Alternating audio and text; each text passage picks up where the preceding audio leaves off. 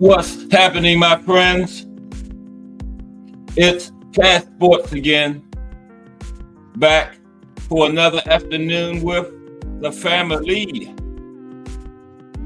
Now, as usual, before I get started, let me give a shout out to the JBT community. It's just boxing talk. We're a group of people who just love to talk boxing. And we're always looking for others to join us. And you don't have to have a podcast. The only requirement is you just have to love to talk boxing. That's all. Miscast, hashtag JBT, Mike Mazik. Salute, Mike. Salute to everyone. And welcome to another episode of Cast Sports, the Box Historian. Today, boxing in the States, Kentucky. And you know what time it is. If it's Monday through Friday, 2 p.m., it's the Box Historian, bringing you all that boxing history. Boxing is the greatest sport of them all. That's why we love it. Can't get enough of it. Just Do Boxing in the building, The Voice. Salute Just Do. How's everyone doing? This is the Thursday afternoon edition of Cast Sports, the Box Historian. We got a little brief talk about Kentucky today. And the majority of the show, we're going to be looking at some of the best trilogies of all time, because I don't have a whole lot on Kentucky. We're going to do a little brief talk and then go straight into the boxers from Kentucky. Then we're going to talk about some of these great trilogies we've had over the history of boxing. Okay? So that's how we're doing it today. It's Thursday. Pulled right back on another weekend. 4 cards. Got quite a few women's fights coming up this weekend. Pro box. Yeah. I missed it, but I think it was a pro box. This is part of that Fire JBT network. Clicking on all cylinders. Still early in the day. It's Thursday. We got about 3 more great acts coming your way after me. Just Do Boxing at 4, BVO Boxing TV at 8, and the Mighty Rise podcast at 9. So keep it right here on the JBT network. Yeah, we're going to get started about 2:30. Yeah, like I said, I don't have much on Kentucky. Boxers from Kentucky. You know, we got Muhammad Ali, Jimmy Ellis, Davey Moore, Greg Page. Yeah, Kentucky has some pretty big names from down there. Whatever they call it, the something state. Is it a Kentucky Derby state? Y'all know that. I don't know what they call Kentucky. You know, how each state has their name. I forget. I should find that out before I start, but hey, didn't do it. But how's everybody? It's Thursday. Don't forget, tomorrow we're going to close it out with the profile, and it's going to be the life and career of Juan Manuel Marquez this week. Yep. One of the greatest Mexican fighters of all time, Juan Manuel. Oh yeah, I think he's underrated. I don't think he gets his props. Him and Manny had a trilogy, but then they went and added one more to it. So they went with 4. Manny should have stopped at the trilogy, because you know what happened to him in that 4th fight. He got sparks out. BN Boxing News in the building. What's up, BN Boxing News? Another one of these Fire JBT channels. Salute. Yeah, Manny should have stopped at the trilogy. He would have probably been on this list, because those were 3 great fights between him and Juan Manuel Marquez, the subject of our profile tomorrow. But they had 4, and Marquez caught him with, I believe it was an overhand right. I believe it was an overhand right that he caught him with. He faked to the body, but the left, and Manny went for it, and Juan Manuel came over the top, and that was all she wrote. Manny was laying in between the rows. I thought he had killed him, man. Wife in the audience crying. One of them kind of knockouts. The wife in the audience crying kind of knockouts. That's what Warren Manuel put on Manny. I can laugh now because he turned out he was okay. But wasn't nobody laughing then. And he was motionless for a minute, too. Yeah, we're going to talk about that fight tomorrow. And Juan Manuel's career this Friday. Ended off another big week of boxing with the profile. Appreciate everybody that's in the building so far. And then next week, when we fantasy matchup Monday, it's going to be Canelo versus the legend. Canelo, see how Canelo does. Canelo went from what? 147 all the way to 168, so we got a lot of choices. Some of those great middleweights from the 50s, 160, that was the best decade of all. For 160 was those 50s. As the Sugar Ray came up to 160, and Jake LaMotta was there, and Gene Fullmer. You saw Hagler go up against him. Hagler lost a few of them too. Carmen Basilio, Dick Tiger, had the French guy, part of the greatest French fighter ever, Marcel Cerdan, him or George Carpenter, back in the 20s. George Carpenter went up against Jack Dempsey. We talked about that yesterday in the first $1 Million Gate, first ever boxing match that drew $1 million at the gate. Yep, was Jack Dempsey and George Carpenter, another French fighter. Marcel Cerdan died in a plane crash. I think he was coming back to fight Jake LaMotta because, he was from France. He lived in France, and he was coming back to the United States, I think, to fight somebody in the rematch. And the plane crashed in the Azores, killed everybody on board. Yeah, that's why I don't fly.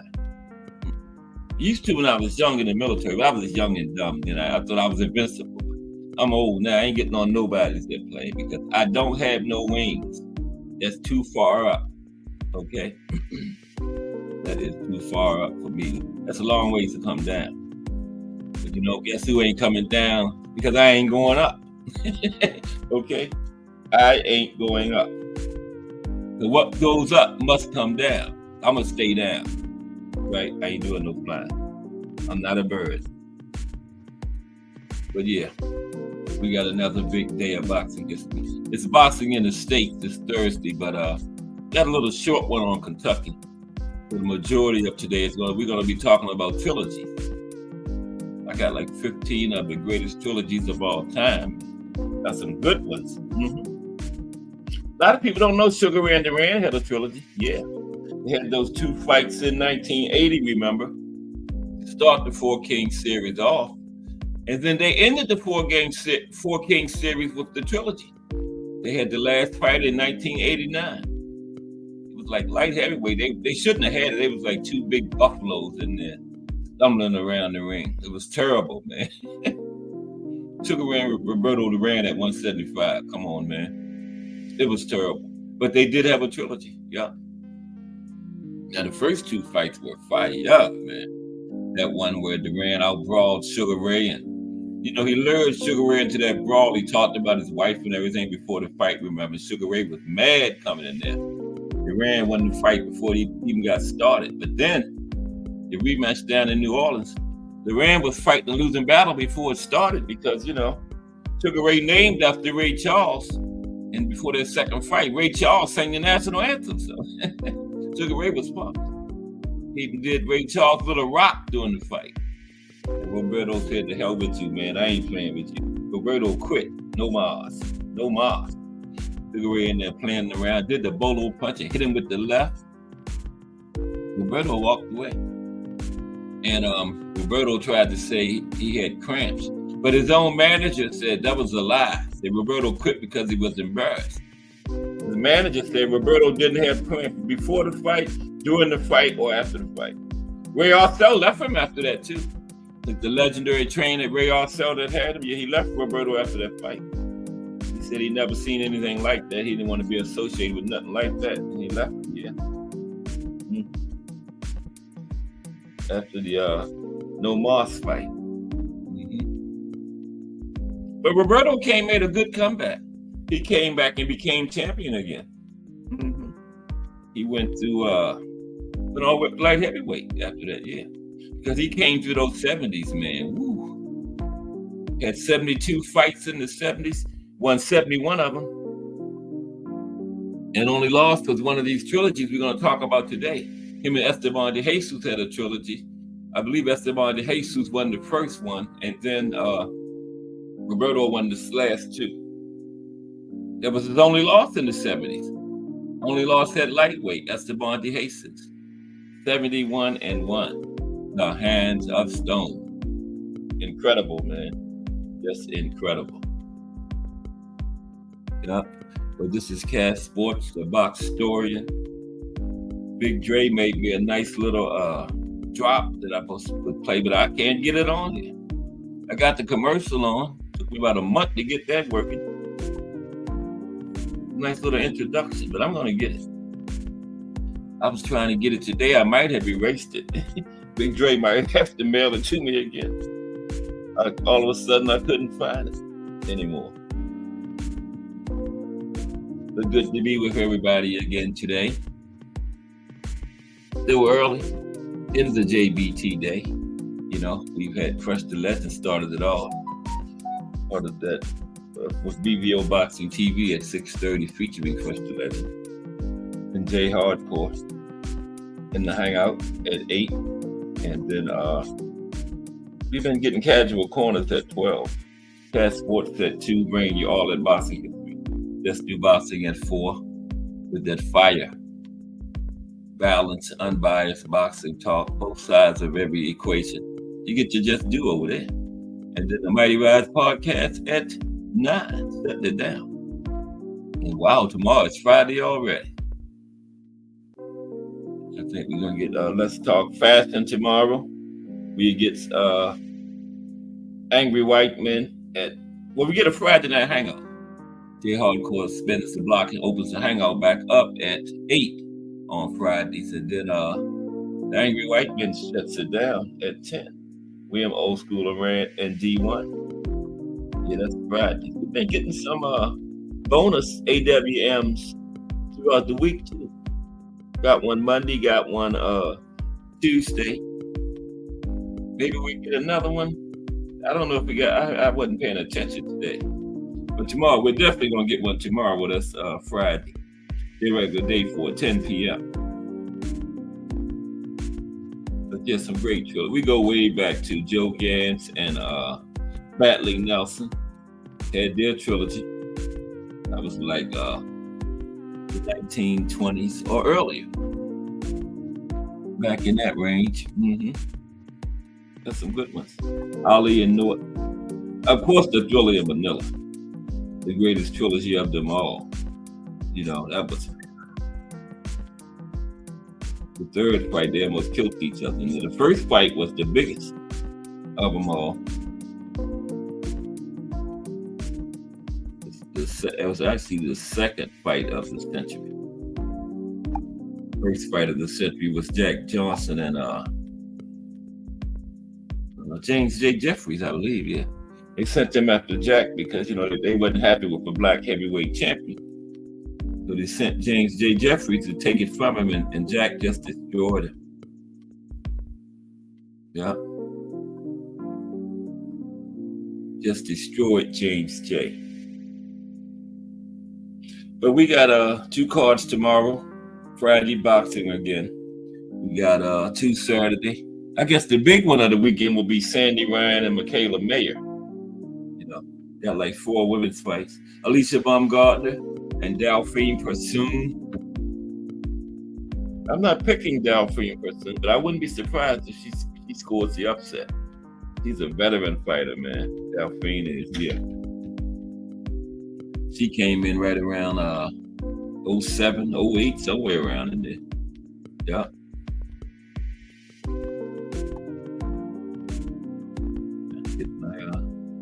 Let's before we get started, we always talk about this raffle we got.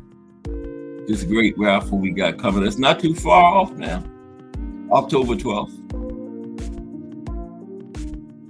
Let Big Dre preview it for you briefly. Okay.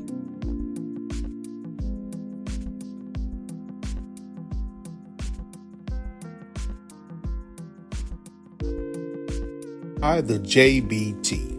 Oh, man. Our first item is my a man. new 10th generation iPad with a liquid retina display which shows off beautiful color and has plenty of power for all your handheld computing needs. Great for work, play, or just movies on the go. How much is it to enter, you ask? Just $10. Or you can catch the deal with 3 entries for just $25. It's easy to enter. Just cash app your entries to $JBT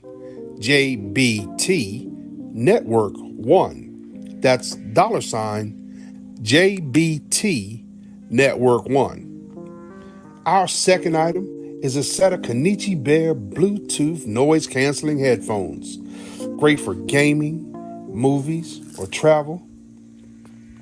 As the second prize in this great raffle. Our third item is a Ninja brand air fryer. Great for all your air frying needs. Cooking healthy with the JBT. So send your entries via Cash App to JBT Network 1. That's JBT Network 1. $10 each or 3 for $25. Put raffle on the comment line and you are entered. There you go. October 12th. And on that day, the JBT content creators are doing a joint show. And the drawing will be done during that show. I don't know what I just did. Bear with me. But I'll shut the whole thing down. Ooh, okay. Yeah, the drawing will be done during that show. You know, one person can win all 3 prizes, right? So get the block of 25.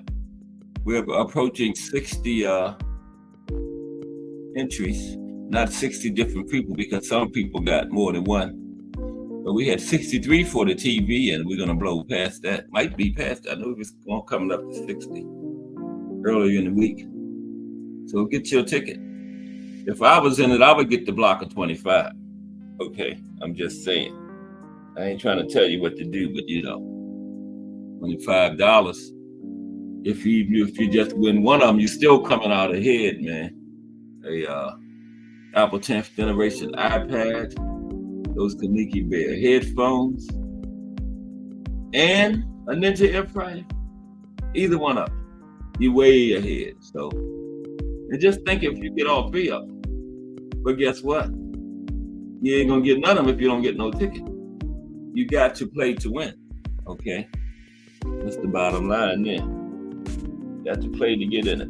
When is Lonnie Lee gonna stop by today? I haven't seen Lonnie in a while. Been in any of these chats, anybody seen him?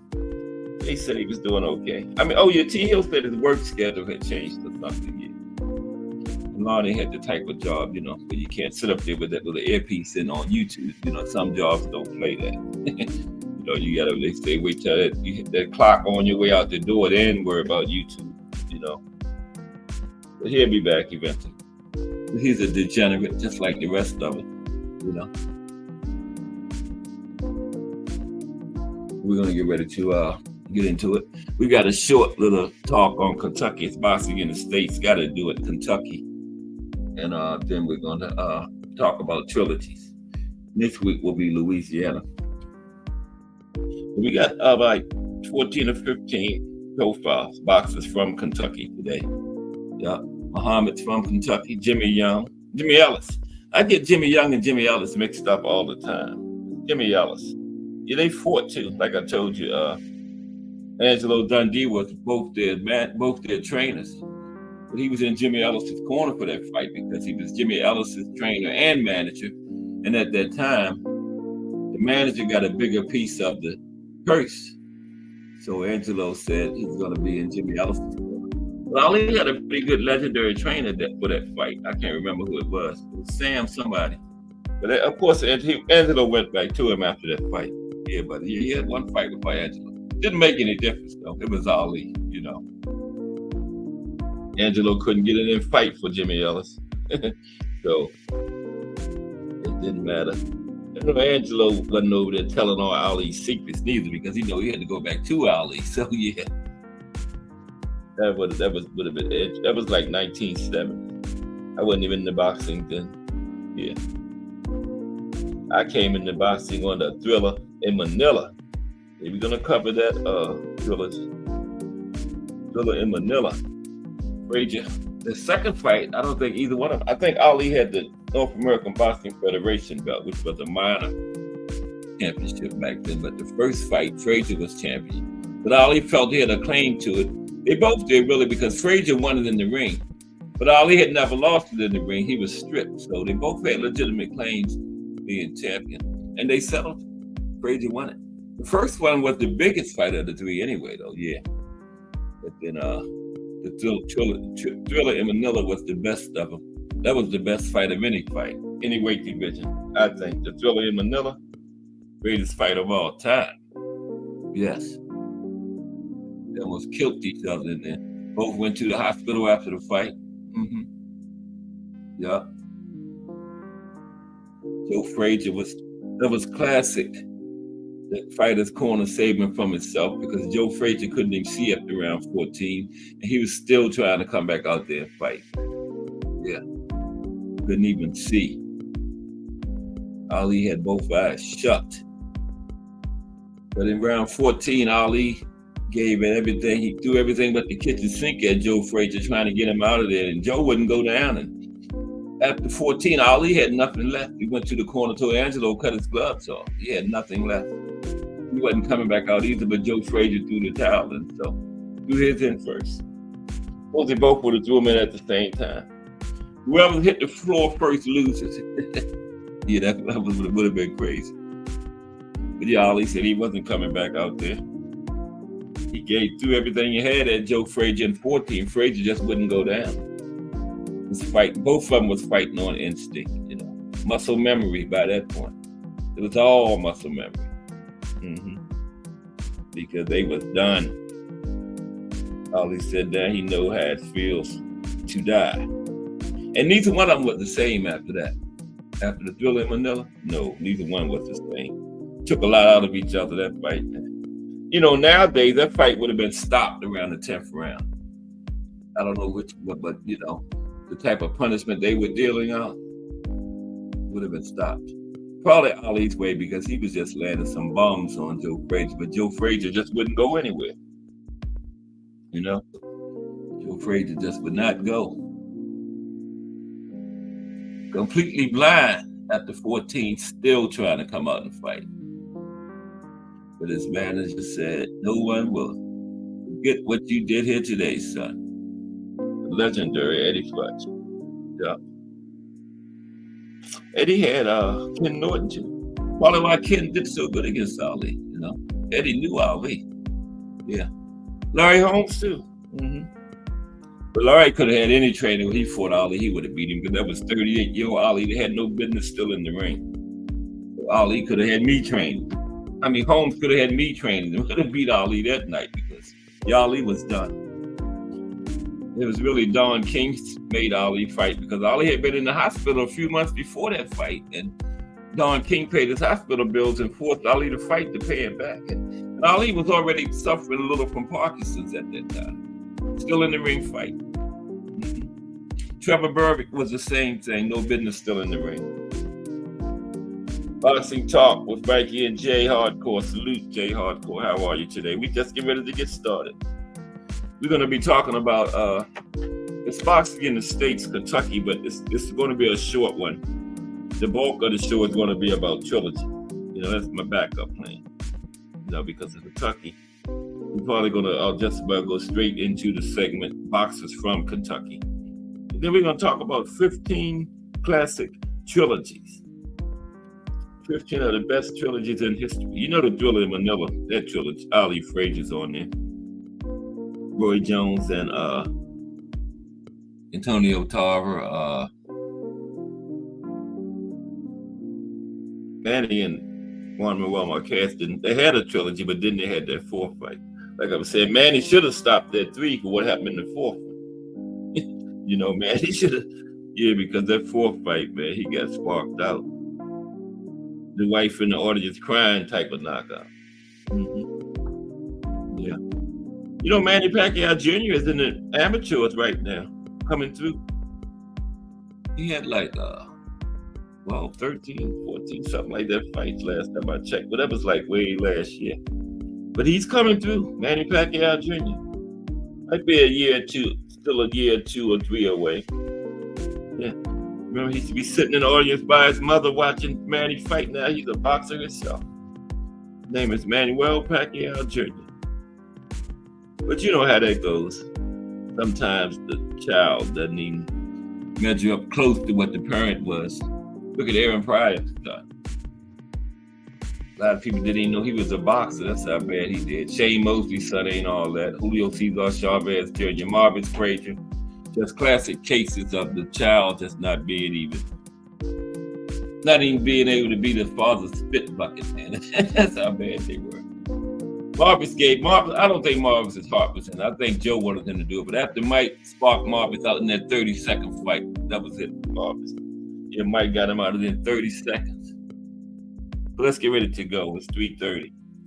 Boxing in the States, Kentucky. Where's everybody today? But I'm here. That's the only one got to be here is me. The show goes on. Okay? So, boxing in the States, Kentucky. Okay? Where's my glasses at? There they go. Better without. Yes. Now,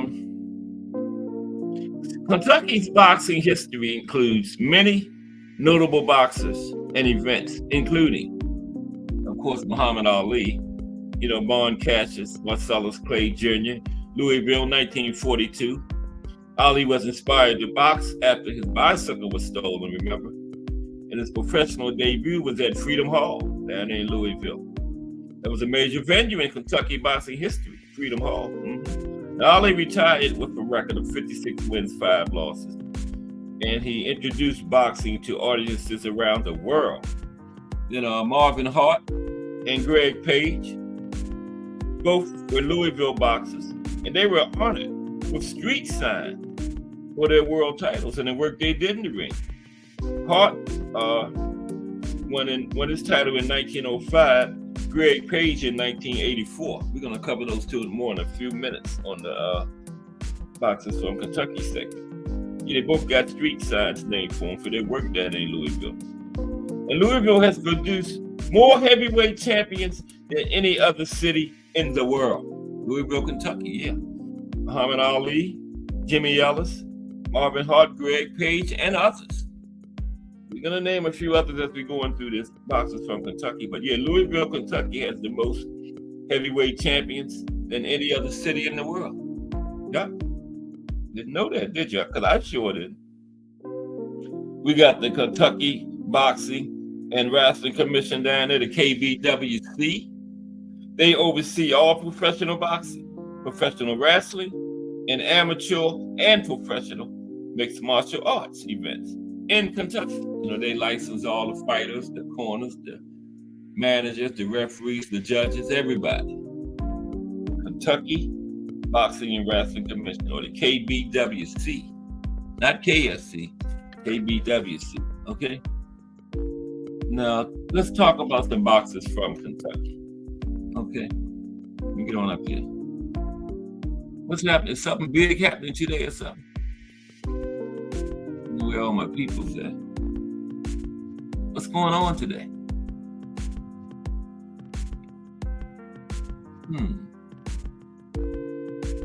Oh, I didn't even put these. I didn't put my pictures on there. I put the trilogy pictures. So we're going to have to do these without the pictures, the profiles.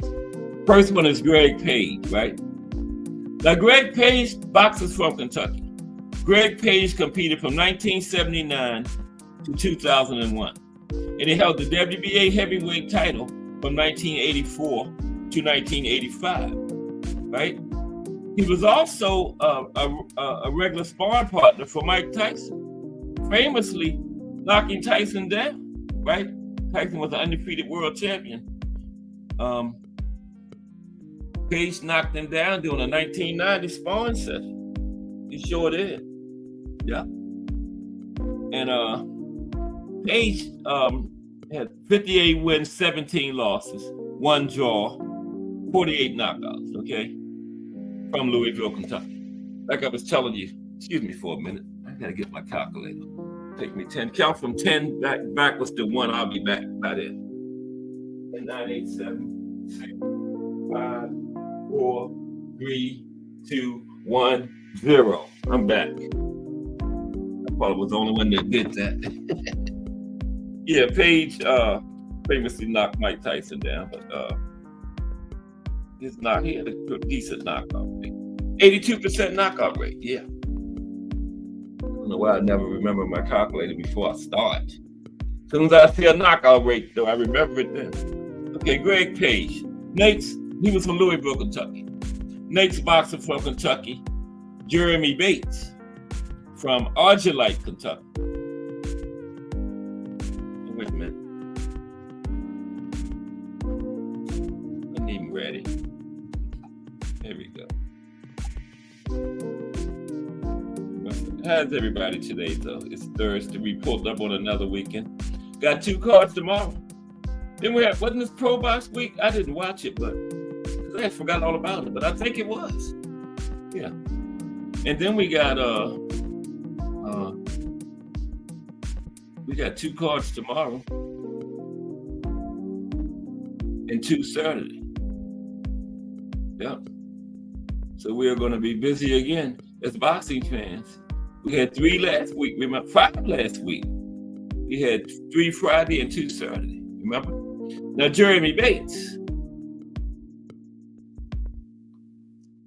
Man, I'm going to give up on you in a minute, Jerry.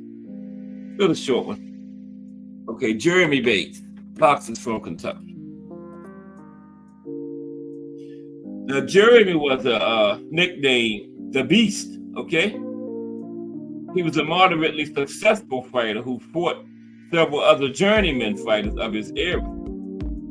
And he has become something of a comeback opponent for veteran fighters. That's what he became, such as Holyfield, Galata, you know, he was kind of like a journeyman. But he did have 41 total fights. He won 23, lost 19. No, he won 23, lost 17. Had 1 draw. He had 19 knockouts, though. He might have had 17 losses, but when he got you out of, when he won, he normally got his man out of there, okay? 82% knockout rate for Jeremy Bates. He was 23 and 17, but when he won, he won. Let's Talk Fashion in the building. What's up, Let's Talk Fashion? We got a little short one on Kentucky, so the bulk of the show is going to be on trilogy. Some of the biggest, 15 of the biggest trilogies of all time. Let's Talk Fashion, hashtag JBT. Everybody seen that fire, Let's Talk Fashion, what came out yesterday. If you haven't, we replayed Shawty. Okay, check it out. Okay, boxers from Kentucky. I forgot to make the pictures. I'm sorry. I got pictures of the trilogies though. Jack Blackburn. Now Jack Blackburn trained Joe Louis after his career. Now Jack Blackburn, Charles Henry Jack Blackburn, right? He fought in the first half of his career as a lightweight, and later he was a welterweight. He was known for his exceptional defense, and he fought many men above his weight class, including 6 fights with the great Sam Langford. He fought Joe Gans 3 times, and no decision fights, right? That was a no decision era. Just fought till somebody dropped. No judges. Okay. He beat Joe Gans 1 time, according to a newspaper account. And he made good showings against Harry Lewis, Philadelphia Jack O'Brien, and Harry Greed. He found most of his fame training Joe Louis. Okay, that's what he's mostly known for. Not as a fighter, as a trainer. but he also had a significant role in training 1926 lightweight champion Sammy Mandel, right? Helped to train world bantamweight champion Bud Taylor and world light heavyweight champion John Henry Lewis as well. So a very successful training. And he had a total of 168 fights, okay?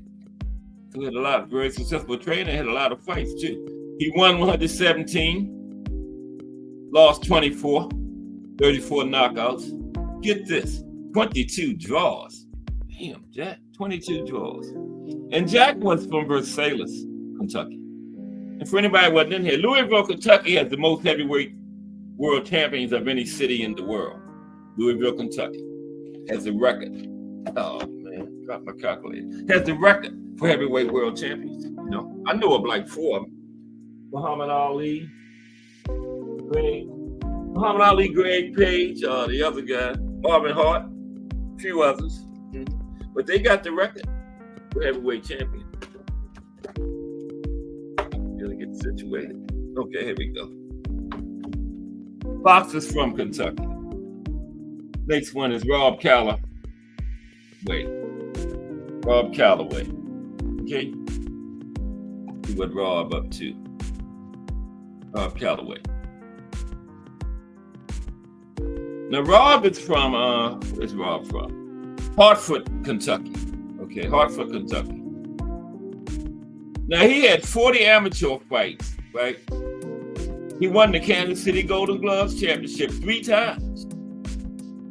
And he was a semifinalist for the 1992 UN Western Olympic Trials, okay? He's held the World Boxing Council, WBC, Continental America's Cruiserweight title, the IBF International Cruiserweight title, the WBF Heavyweight title, and the NABA, North American Boxing Association Cruiserweight title. His win over Bob Mirovic in Australia for the World Boxing Federation Heavyweight Championship was designated the 2005 Fight of the Year by Fox Sports. Bob Calloway out of Hartford, Kentucky. He had a total of 91 fights, won 71, lost 14, 2 draws, 4 no contests, 57 by way of the knockout route. Bob Calloway, boxers from Kentucky. Okay. After Bob, we got Davey Moore. We all heard of Davey. Yep, Davey from Kentucky. One of the bigger names out of the state, Davey Moore. Yeah, I didn't even make the picture. Wow. Now, Davey was a featherweight world champion boxer who fought professionally from 1953. That's not Davey Moore I was thinking about. From 1953 to 1963. This Davey Moore might not even been born. But anyway, this one fought from 1953 to 1963. He was from Lexington, Kentucky, okay? He was one of 2 world champions to share the name in the second half of the 20th century. Yeah, the second Davey Moore boxed during the 1980s. That's the one I was thinking about. Yeah. Now this Davey Moore here had 68 total fights. He won 59, lost 7, 1 draw, 1 no contest, and 30 knockouts. Davey Moore. Okay. First my bubble. I thought it was the other one. 3 more. Boxers from Kentucky. Adolfo Washington. Then we got that trilogy. Stick around for that. That's good. I got 15 of the best trilogies of all times, man. I mean all times. Great ones. Y'all done seen some of them. I gotta get my chair right. There we go. It still ain't right. I'm not lined up with my laptop right. We have all this done for us. Chair must have moved on me. I had it. Okay, here we go. Sorry. Adolfo Washington. Okay. Adolfo is from Lexington, Kentucky. Now he's a retired professional boxer. He held the IBF Cruiserweight title from 1996 until 1997. And he challenged twice for the WBA world titles at cruiserweight and light heavyweight. Didn't get the job done, but he challenged twice from Lexington. 44 total fights. He won 31, lost 10. 2 draws, 1 no contest. 17 by way of knockout. Adolfo Washington out of Lexington, Kentucky. Marvin Hart, he's another one of those heavyweight champions from Kentucky. Louisville, they got the record for champions from Louisville. Champions heavyweight. Louisville, Kentucky has the record for the most heavyweight champions in the world. That's what I'm trying to say. I can't walk and chew gum. I was trying to read this and talk at the same time. Now, Marvin Hart was the world heavyweight boxing champion from July 3rd, 1905 to February 23rd, 1906. Okay. Told you Marvin is from Kentucky. Louisville. Louisville. Okay. And Marvin had a total of 39 fights. He won 28, lost 7. Had 4 draws. Don't have his knockout. Had to have some knockouts at 28 wins. Wow. I guess. Didn't have no knockouts though. Yeah. Very interesting. Jimmy Ellis, another one of those Louisville heavyweight champions. I told y'all he fought when he fought Ali. Angelo Dundee was in Jimmy Ellis's corner, right? Because Angelo was was Ali's trainer, but he was Jimmy Ellis's trainer and manager. And at that time, that you got more money from the person being the manager. So Angelo was in Jimmy's corner, but it didn't make no difference, Ali. And I'm sure Angelo didn't do all that, wouldn't tell him all Ali's secret because he had to go back to Ali after that fight. So yeah, Ali still won it. Ray Patterson, straight out of New Jersey. What's up, RP? Mike Grimm in the building. RP and Mike Grimm, salute.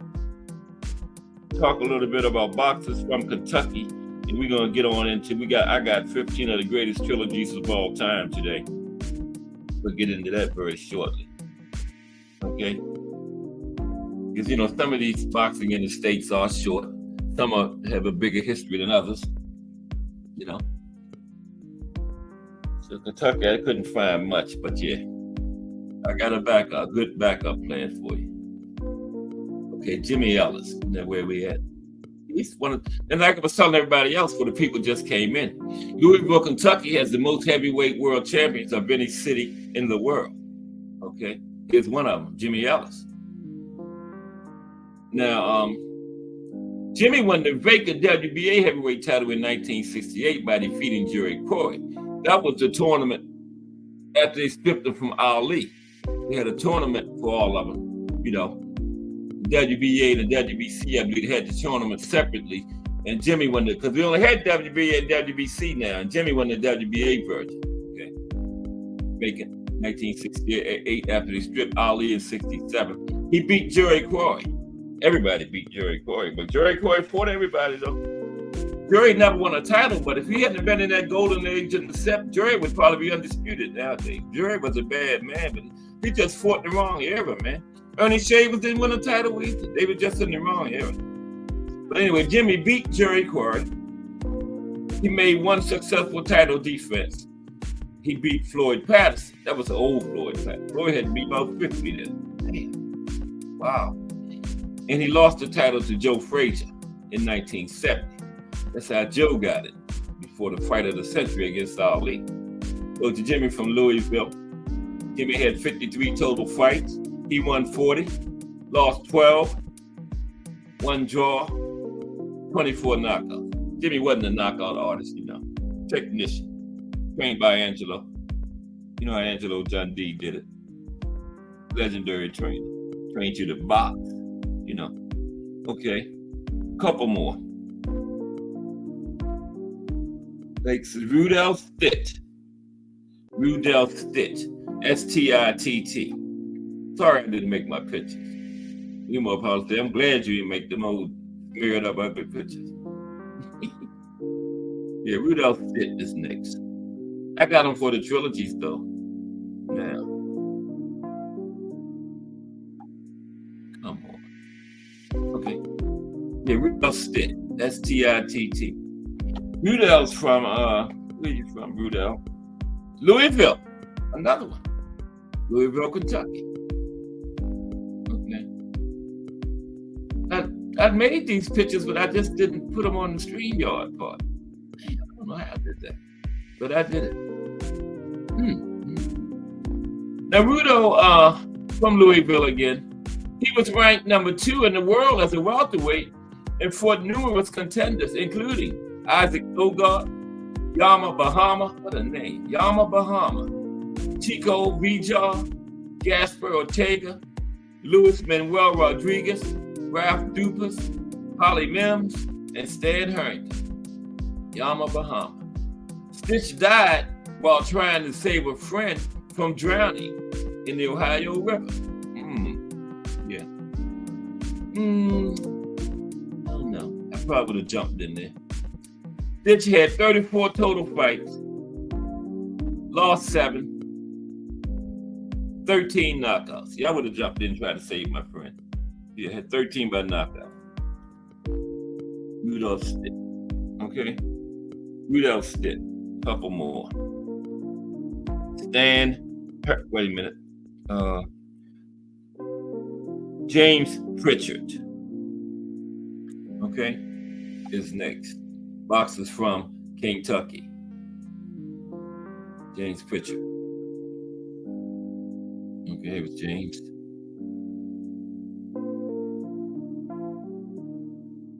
Now, James is from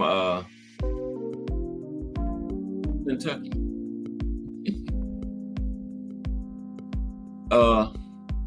Louisville, Kentucky, okay? And James competed from 1985 to 1997. He challenged once for the IBF Cruiserweight title in 1991. Fell short, okay? A couple more to go, then we're gonna get into these trilogies. 2 more, as a matter of fact. Dick Gilbert. Okay, Dick Gilbert.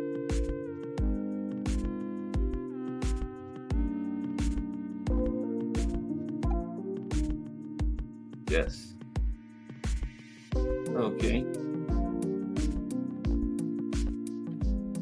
Okay, Dick Gilbert is from, I believe he's from Louisville.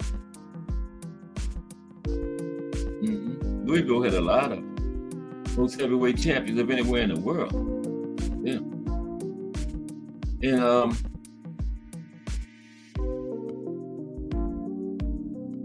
excuse me. Not that Dick Gilbert. Okay. Rahama Ali. Rahama Ali. Yes, that was Ali's brother. Rahama Ali. Bear with me, just got a couple more. I'm looking forward to the trilogy segment of the show.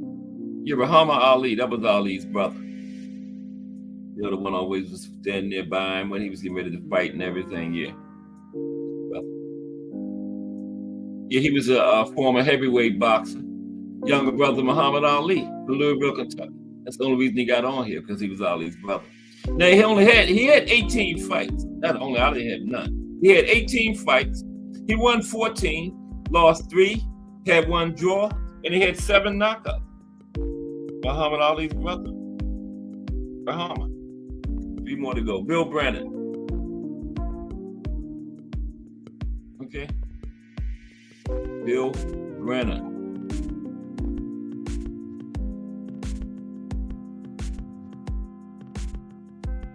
Everybody okay today? It's a pleasure to be here with y'all again on this wonderful Thursday afternoon.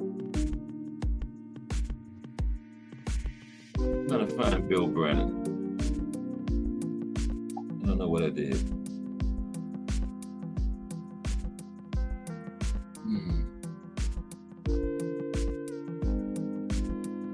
Bear with me.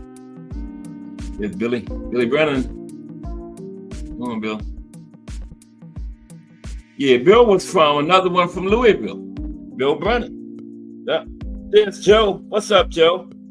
Joe says James Pritchard once had a fight in New Mexico and arrived with a suitcase full of bottles of water. A reporter asked him why, and he said, "I was always told never drink the water in Mexico." Salute, Joe. Good to see you. Always good to see Joe. Joe always dropping very informative information in the chat. Yeah, Bill Brennan is from Louisville, Kentucky. Okay. And Bill fought and lost to world heavyweight champion Jack Dempsey in a well-attended title fight that ended in a 12th round knockout on December 14th, 1920 in Madison Square Garden up there in New York. He lost to Dempsey the first time in a non-title fight on February 5th, 1918 in Milwaukee, Wisconsin in a 6th round technical knockout. So he got stopped by Jack Dempsey twice, fought Jack Dempsey twice in Louisville. Bill had a total of 103 fights. He won 77, lost 18, had 49 knockouts, and 8 draws. I don't know why they had so many draws back in them days, man. Let's do these last two, then we're going to get to our trilogy. Charlie Ellis. I don't know if he was any relation to Jimmy. Charlie Ellis.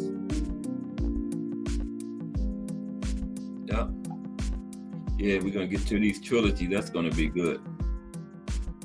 Got 15 of them of the 15 of the greatest trilogies ever in the history of boxing. Okay?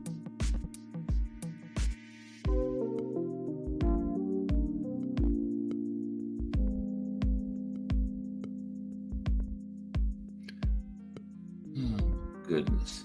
We having issues, technical difficulties. But here we go. Charlie Ellis from Louisville. Wow. Everybody's from Louisville.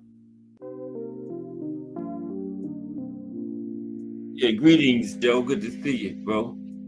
Yeah, Charlie competed in the men's light welterweight event at the 1964 Summer Olympics, right? And he defeated Heiko Winter of Germany before losing to Yevgeny Krylov of the Soviet Union. Okay, I don't know how deep he got into it. I think he lost on the second round. Said he did win one fight. The German lost to the Soviet Union, but he was there at 64. That's when Joe Frazier won the heavyweight over there in where was that? Tokyo. Yeah, Tokyo. Yeah, we had that run in the 60s. Ali in Rome in 60, Frazier 64 in Tokyo, and Big George Foreman, Mexico City, 1968. George Foreman was 18 years old and only had 21 amateur fights under his belt, man, when he won that. Wow. Olympic gold medal, 21 fights, unheard of. Like Loma had about 600 when he won his. Foreman had 21. Last one, Duran Van Horn. Did all the rest of them, might as well do Duran, right? Duran Van Horn. Wrap it up, and then we're gonna get into the. I didn't know it was gonna take that. I thought this was gonna be real fast. We're going to get into these trilogies. Duran Van Horn first. All right, so you talked about everybody else.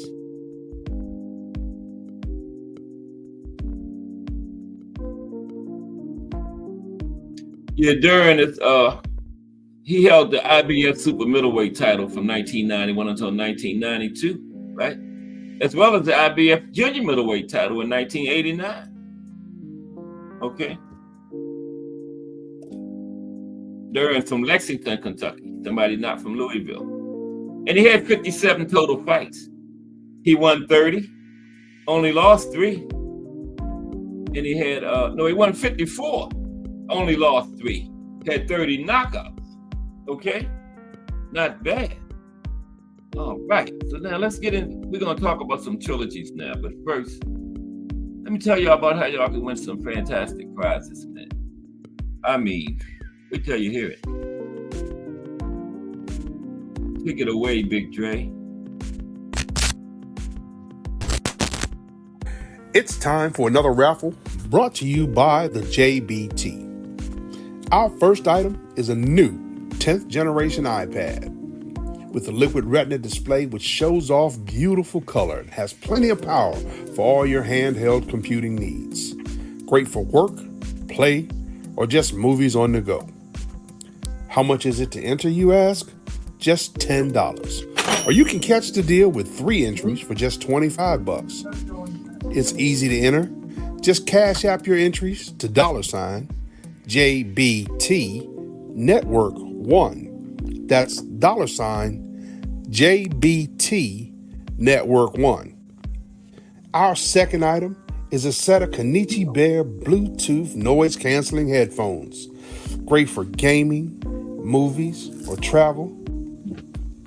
As the second prize in this great raffle, our third item is a Ninja brand air fryer. Great for all your air frying needs. Cooking healthy with the JBT.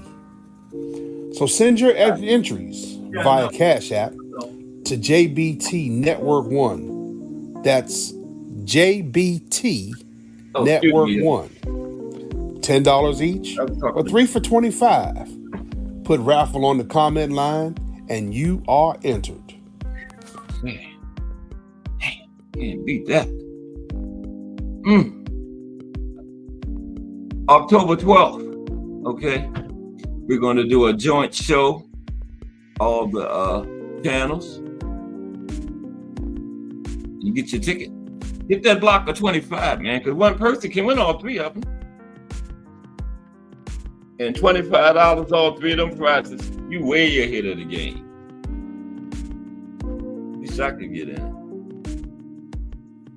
But when they give away their car, I'm getting in that one. I'm just gonna get out of the JBT for like a month around the time of the raffle. Then after I win the car, I get back in. So they can't say somebody from the from a content creator won the car, you know. But yeah, we got 15 of the greatest trilogies of all time. Okay? Now, throughout time, boxing has produced some great human stories, right? From triumphs over age, disability, and poverty to comebacks, you know, and revenge, getting revenge off somebody that didn't beat you. Boxing is a cinematic sport. The most cinematic and beautiful stories that boxing has to tell are its trilogies. Now, when a boxer is defeated and avenges his defeat, we as fans, we want to see a final showdown between the two, right? Don't leave it just at 1-1. And until we get our third rubber match to determine the better fighter, we will wonder if either victory was a fluke, you know? Did one of the fighters win by fluke? We got to get that third one. Did he really win? Or did he just receive a gift decision or a lucky punch?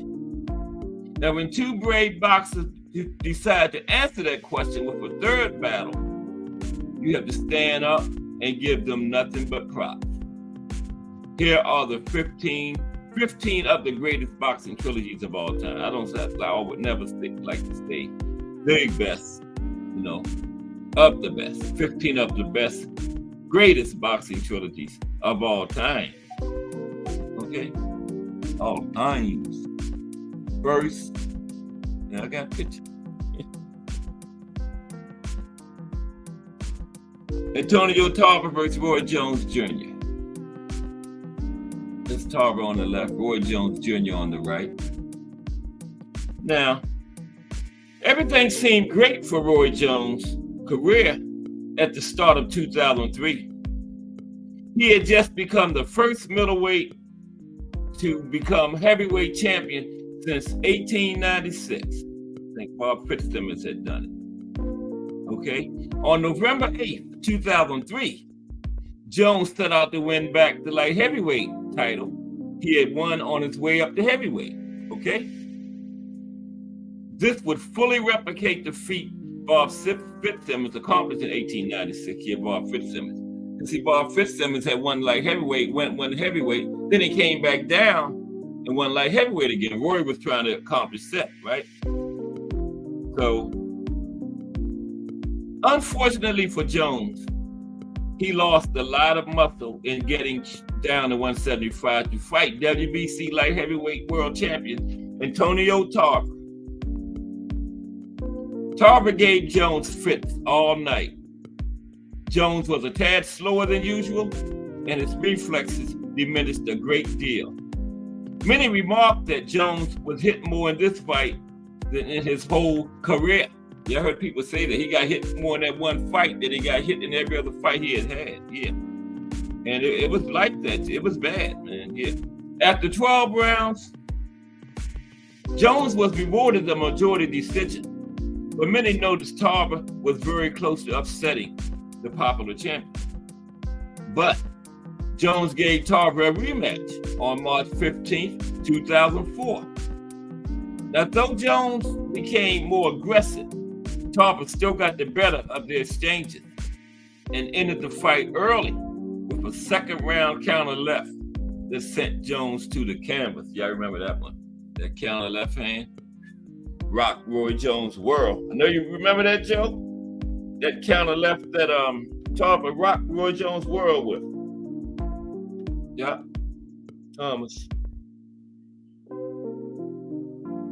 What's up, T Hill? I see Ray Patterson. I don't see Thomas Hill, but Ray Patterson said, "What's up, T Hill?" Salute. Thomas Hill hashtag JBT in the building. The legendary Thomas Hill. Thomas T Hill Hill. Hashtag JBT. Salute. Salute. Okay, yeah. Yeah, he hit Ward with that counter left, and it was all over in the second round. Now, Jones and Tarver fought a third time, October 1st, 2005. Jones improved upon his first two performances, only to come up short on the scorecards, losing by unanimous decision. This trilogy came with a lot of feints and misses, not much action. This trilogy is important because it chronicles the use of Tarver and the fall. It chronicles the rise of Tarver and the fall of Jones. Yeah, that's what made this one important. Yeah, that was the rise of Tarver and the fall of Jones. Okay. Yeah, Roy was never the same.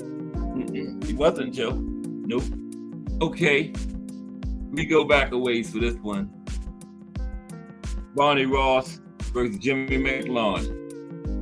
Barney Ross on the left, Jimmy McLaurin on the right. Okay. Great trilogy, though.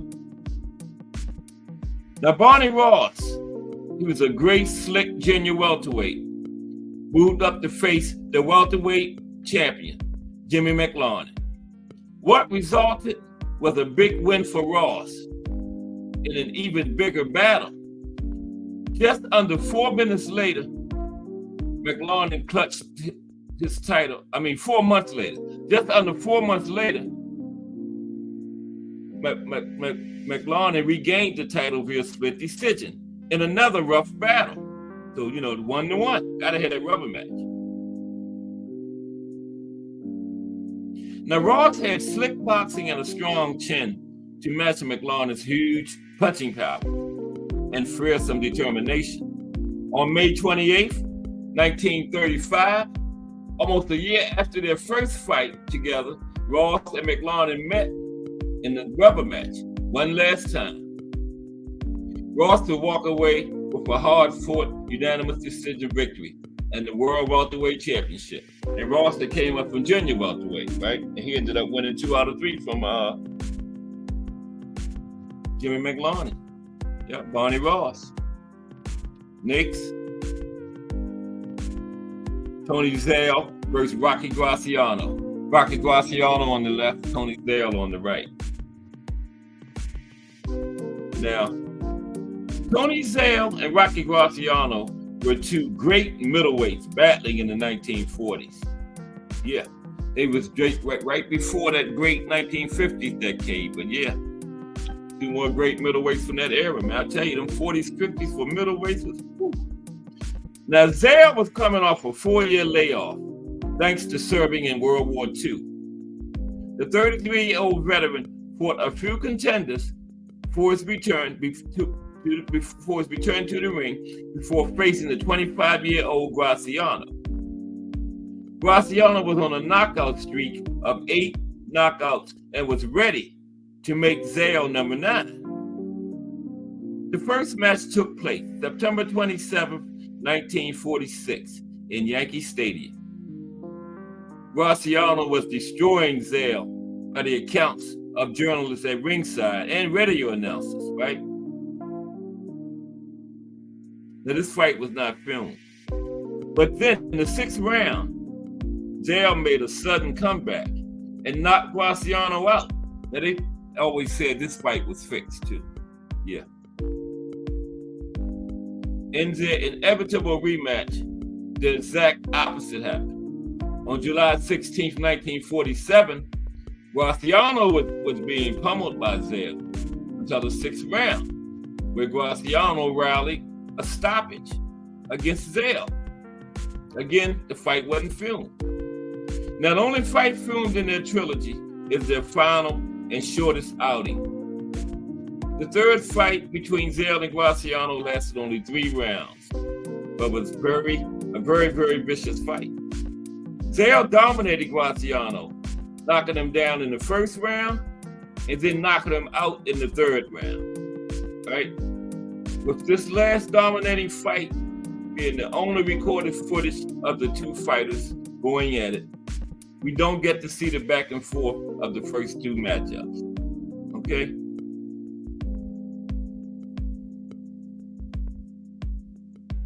Yeah, didn't get to see the first 2. Okay. Excuse me for a minute. 15 of the greatest trilogies of all time. Okay, the next one is Humberto Gonzalez and Michael Carbajal. Okay, Humberto Gonzalez and Michael Carbajal. Carbajal on the left, Gonzalez on the right. I think Ant McQueen broke down one of these fights. Yeah, one of them.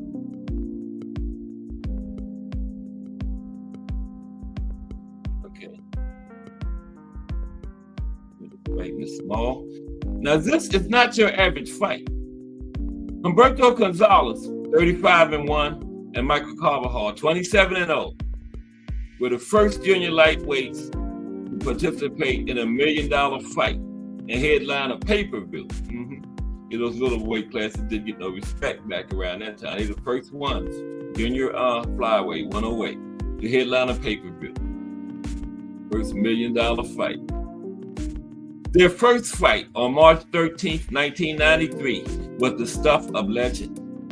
A very back and forth momentum persisted throughout, and Gonzalez gave Carbajal all he could handle.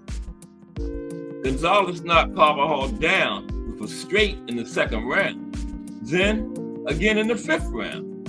It looked desperate for Carbajal, but his accuracy and persistence got him in the game, right? Then, in a miraculous 7th round, he stumbled Gonzalez back against the ropes. Gonzalez momentarily regained control, only to come crashing down after an amazing assault from Carbajal. Gonzalez lay on his back, blood in his eyes, not worrying about the fact that referee Mills Lane was counting him out. Gonzalez was hurt and unable to recall where he was, let alone that he needed to get up. 2 more fights in the trilogy occurred, bringing decision victories to a more cautious Gonzalez. Both Gonzalez and Carbajal were elected to the 2006 class of the International Boxing Hall of Fame, okay? So Gonzalez won 2 out of 3 in that one. Some of the best trilogies of all time. That's what we're doing right now. Had a little short boxes in the States today. Joe says Carbajal got Fighter of the Year 93. That was that year right there when they had that trilogy. Yeah, Joe. Okay, the next one, Muhammad Ali and Ken Norton. Of course, that's Ali on the ropes. I thought Norton won all 3 of those fights. Let's see what they're talking about here. Now, Ali was expected to plow through Ken Norton on his way to George Foreman or a Joe Frazier rematch, but he didn't. Norton was in financial need and lacking recognition in boxing, despite only losing once in his first 30 fights. And when Ali gave him the opportunity to fight for a world title, Norton did not waste it. He gave Ali 3 of the hardest fights of his career.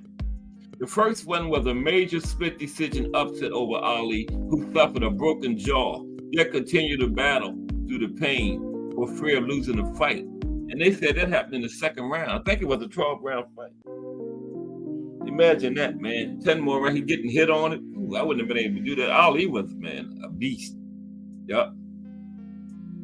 Now, Ali would get his revenge in a split decision and unanimous decision victory in the second and third fights, respectively. I don't think Ali won any of them. To this day, many dispute whether Ali truly won those fights or not. They were so close, it's impossible to decipher a clear victory. But the third fight, Norton clearly beat him. Let's look at the stats. If Ali won any of them, it was the second one. But the first one they gave to Norton and the third one, Norton clearly beat him in both of those. But that's part of what makes a successful trilogy. Good close fights like that. That's one of the better ones right there. A lot of people didn't even know this one was a trilogy. After those first 2 fights started the Four Kings series, they had a trilogy. That's number 2 right there. Roberto Duran and Sugar Ray Leonard. Yeah. Sugar Ray Leonard versus Roberto Duran. The Hands of Stone. Okay. Sugar Ray Leonard was undefeated when he put his welterweight world title on the line against Roberto Duran in what was billed as the Brawl in Montreal. Prior to this fight, it was expected that Leonard would try to beat Duran's rough, brawling style with flashy technique, jabs, and evasiveness. To the surprise of fans in attendance, Leonard stood and traded while Duran outboxed Leonard out of his as well as his championship belt. Leonard made a mistake by going toe-to-toe instead of the stick and move, song and dance style he was most known for.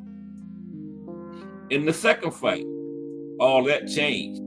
Leonard danced and embarrassed Duran so bad he quit, and a new catchphrase was born: "No más," meaning no more in Spanish.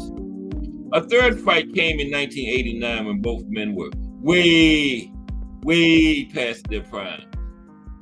What they gave in the ring in the first 2 fights more than makes up for the sight of the final fight, which Leonard won by way of a nap-inducing split decision. Yeah, they had no business making that last fight, man. That was ridiculous. If you never watched it, don't bother. Don't even waste your time. But, the first 2 made up for that. Those first 2 classics they had. Next is Joe Gans versus Battling Nelson. We go way back. That's Battling Nelson on the left, Joe Gans on the right. What's up, T. Hill? Thomas Hill in the building. I thought you had been in here. Somebody spoke to you way back up there somewhere. Man. They must have ESPN. They knew you were coming. Joe Gans versus Battling Nelson. Now, normally, as in the Graciano versus Zale trilogy, when most of the footage is lost, you don't really know what happened. You just have to go by what the newspaper people at the ringside and all that say. Now, Joe Gans became the first black world champion, winning the lightweight 135 world championship by first-round knockout over Frank Earn in 1900. Oscar Battling Nelson was hyped to be the man to beat him. And the 2 met September 3rd, 1906. After 42 rounds, Gans won by disqualification when Nelson low-blowed him. And guess what? Gans broke his arm in the 34th round, fought the last 8 rounds with one arm. Went 42 rounds. Gans won it. Okay? And the 2 would meet twice more. Nelson knocked the tuberculosis-stricken Gans out in the 17th and 21st rounds of the second and third fights, respectively. Yeah, Gans had tuberculosis during the second 2 fights. And he died August 10th, 1910 at the age of 35 years old. Despite everything against him, his race, his sickness. He overcame Nelson in the original fight and gave him hell in the next two fights of the tragic trilogy. Had there been a 15 or 12 round cap on fights at the time, Gans likely would have won all three of them. Nelson knocked him out in the later, very later rounds. Okay. The next one is Evander Holyfield and Riddick Bowe. Yeah, that fight, number 2, the Fan Man fight. Now, Holyfield and Bowe were two undefeated young world-class heavyweights fighting in their prime, a rarity in today's era, right? Holyfield had recently come up in weight from the cruiserweight division, right?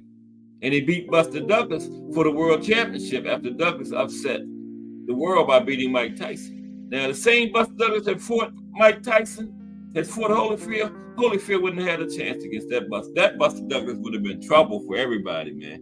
But the Buster Douglas that beat Mike Tyson, we never saw that Buster Douglas again. Never saw him again. Now, after being deprived of such a great super fight in Holyfield versus Tyson, Buster Douglas ruined that. We got Holyfield versus Bowe. And we forgot who Tyson was for the duration of the first fight. An epic battle in which Holyfield tried to make his presence known to the 30-pound heavier Bowe, right? But Bowe ultimately won by unanimous decision.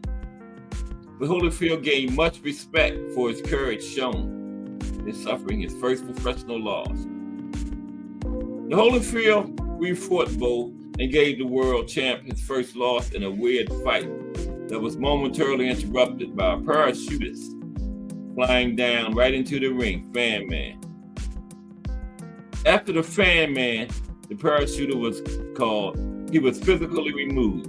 They beat him up. He got the worst beating that night, Fan Man.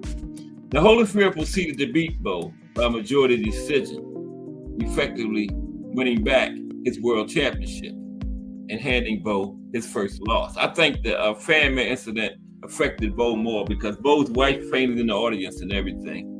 Bowe was winning at the time when that happened too, by the way. So the trilogy came to a dramatic conclusion. Holyfield knocked Bowe down in the 5th round. Coming back in a massive way, Bowe knocked Holyfield out in the 8th round to avenge his only career defeat. To Holyfield. Okay. Manny Pacquiao versus Erik Morales. There they are. Pac-Man on the left, Morales on the right. Manny Pacquiao, the pride of the Philippines, versus Erik Morales, the pride of Mexico. Pacquiao and Morales met in 2005 for the super featherweight world title. Morales won by unanimous decision, clearly outboxing Manny. And that's that decade. Manny went through the two. He won the fighter of the decade for the 2000. Okay. 2 rematches came in 2006. These two fights, only 10 months apart, were all Pacquiao. Pacquiao knocked Morales out in the 10th round of the rematch in January 2006. And he knocked him out in the 3rd round of the rubber match, November that same year. Morales had never been knocked out, and Pacquiao hadn't lost the fight in 6 years before they had faced each other. Before he lost the first one to Morales, he hadn't lost in 6 years. Morales left with another classic trilogy under his belt. Pacquiao left with a launch pad to a long streak of success in the sport of boxing. Yeah, that's when he began going through those 8 weight classes, man. Yes. Okay.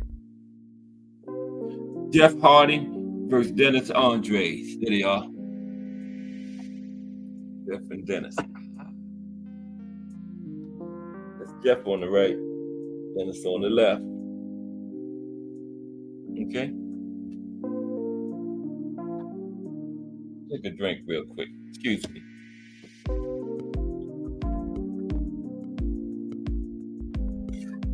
Hope everybody enjoying the show today. Appreciate you rocking with Fast Sports, the Box Story. It's Monday through Friday, 2 p.m. It's the Box Story, bringing you all that boxing history. Jeff Harding versus Dennis Andres. Okay. Jeff Harding came in 14-0 with 11 knockouts. 24 years old, Australian. He was the challenger for the WBC Light Heavyweight World Championship, right? Oh, Lord. Oh, I had it backwards. That's Jeff on the left, Dennis on the right. Excuse me. Now, the year was 1989, June 24. The venue was the Convention Center in Atlantic City, New Jersey. Atlantic City was popping around that time, man. Fight after fight after fight after fight. The WBC Light Heavyweight World Champion was 35-year-old Guyana-born British warrior Dennis Andres. Came in 34 wins, 7 losses, 2 draws, 21 knockouts. Andres had previously knocked out undefeated Tony Wills to reattain the world title. He lost at the hands of the legendary Thomas Hearns. Okay? Now, when these two stepped into the ring, they laid everything on the line. Their hearts and chins were tested to an extreme rarely seen in the sport of boxing. Both men drew like death was promised the next morning to whoever lost the fight. Yeah, they went at it. Fender Bender. What's up, Fender Bender? Salute. I haven't seen Fender Bender in a month of Sundays. What's going on, Fender Bender? Good to see you, bro. Fender Bender in the building. We're just talking about some trilogies, Fender, that's all. 15 of the greatest trilogies of all time. We got like about 5 or 6 left. This is Dennis Andres and Jeff Harding. Now, both men threw punches like death was promised to the loser the next morning. Andres threw haymakers like they were going out of style. Harding ignited unexpected flurries the moment he saw Andres let up on his parade of haymakers. Okay, excuse me. Blood poured from both men's faces, but in the end, someone lost. Harding came back with a flurry from hell that sent a tired Andres to the canvas twice in the 12th and final round. When Harding let loose a flurry that threatened to put Andres to the canvas a third time, the referee stepped in to save the baddest fighter. Harding became the first Australian light heavyweight world champion. Okay? Now in the rematch, Andres jabbed and moved more. Though Harding gave a spirited effort, he eventually fell in the 7th round to Andres' hard-to-watch haymaker assault. Harding got up, but he was hit. He was not fit by the referee's standards, and the referee stopped the fight, right? That was the second one. And the third fight came in 1991, okay? Both men landed some of the hardest shots of their careers, but neither was willing to succumb to punishment. Instead, the judges finally got to do their job. This was the first fight that went the distance in the series. The first one went 12, but Harding stopped Andres in the 12th round. Andres got the decision. Andres stopped Harding in the second one. Jeff Harding won by split decision, right? In a very close fight. And this was a very impressive trilogy. 2 out of 3 for Harding. Okay? This was a classic here. Roberto Duran and Esteban de Jesus. Duran lost his only fight he lost in the 70s in this series. He went 71-1. Okay? BVO Boxing TV.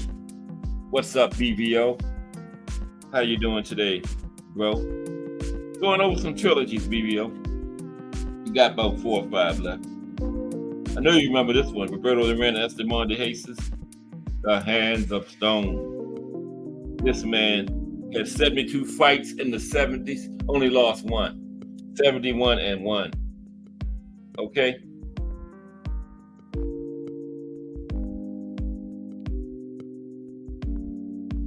Right, and if we wanted, it would be set up for a proper trilogy, just like, yeah, okay. Yeah, okay, BBO. Thank you. Yeah, BBO said, hell yeah, they need to make this happen in today's fights.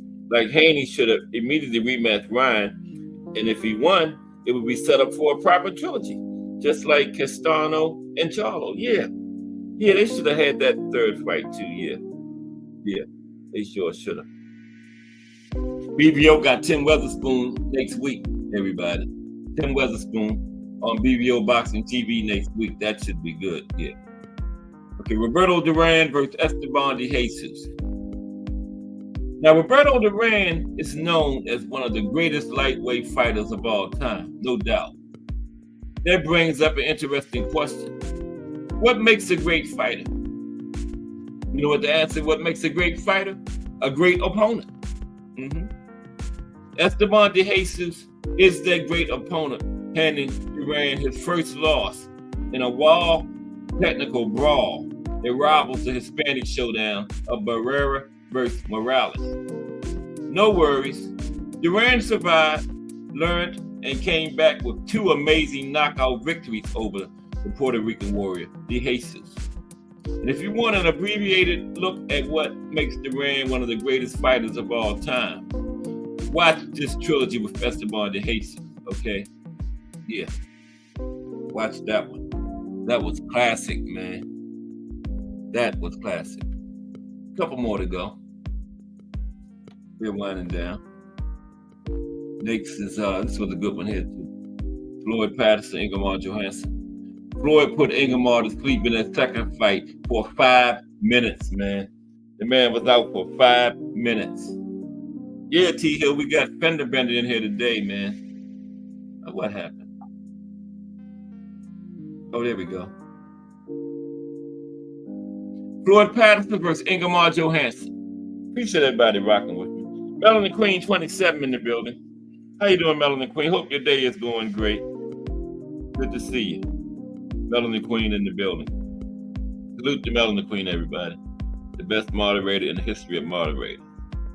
Okay. Salute. Okay. Floyd Patterson versus Ingemar Johansson.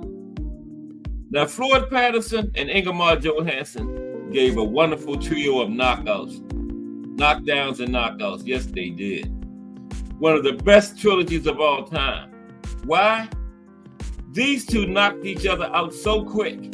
All three of their fights together lasted a total of 14 rounds. That's an average of about, 5 rounds per fight? Yeah. 14 rounds, 3 fights out of a potential, because it was 15 then, right? Out of a potential 45 rounds, all three of these fights were a total of 14 rounds, okay? First, Patterson lost the world championship to the young undefeated Johansson by TKO in the 3rd round, first fight. Patterson was not deterred. Almost a year later, Patterson knocked Johansson out in round 5, and he was out for 5 minutes. He didn't come to for 5 minutes, okay? Now, the rubber match gave birth 9 months later, ending in Patterson's picture-perfect 6th round knockout of Johansson. If you want to see beauty, blood, and balls, these fights are as brilliant or ballsy as they get in the sport of boxing, okay? Excuse my French. For those three, man. Now this one, wow, this one, man, this one ended in tragedy. Emil Griffith and Benny Parrott, yeah, ended in tragedy. 2 powerful welterweights, 1 ring, a lot of passion, and a controversial, tragic ending is what makes this trilogy special. Okay? Emil Griffith is the first fighter born in the U.S. Virgin Islands to become a world champion. Benny the Kid Parrott was a Cuban boxer adored for his toughness and willingness to get hit and land big shots. So you know how those Cubans was, man, tough. That they hit their Cuban, and he was back at the beginning of the Cuban boxing system when it was really going, just starting, right? Unfortunately for Parrott, he wasn't nearly as big a puncher as Griffith. Griffith knocked him out in the 13th round of their first fight.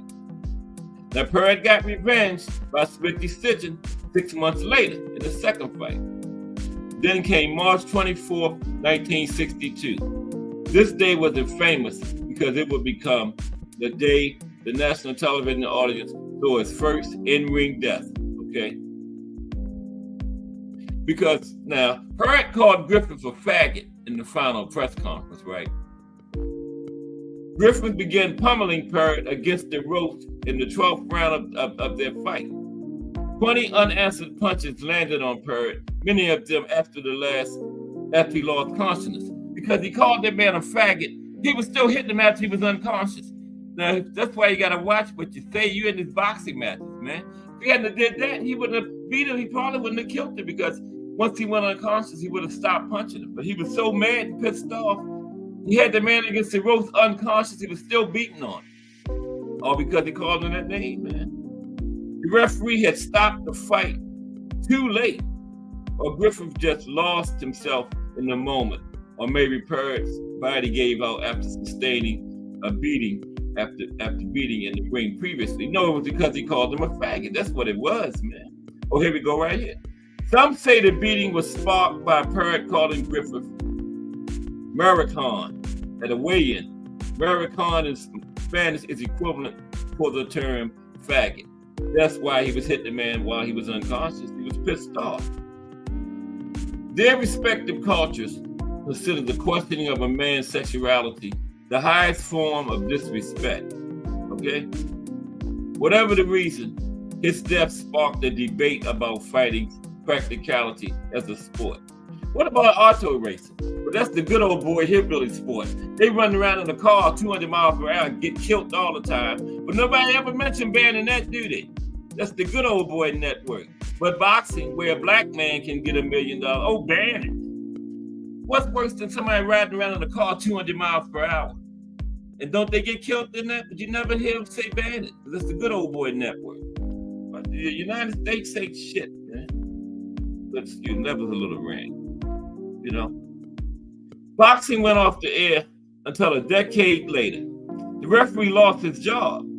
Griffith never got past the death of Pruitt, blaming himself, still suffering nightmares 40 years later. Wow. Still suffering nightmares 40 years. But ain't that right? Somebody get killed in boxing, first they want to ban it, but auto racing get killed much more often, but you never hear the word ban come up. The good old boy hillbilly network, you know? But that's just the United States, good old United States of America. You know? It is what it is. Arturo Gatti versus Mickey Ward.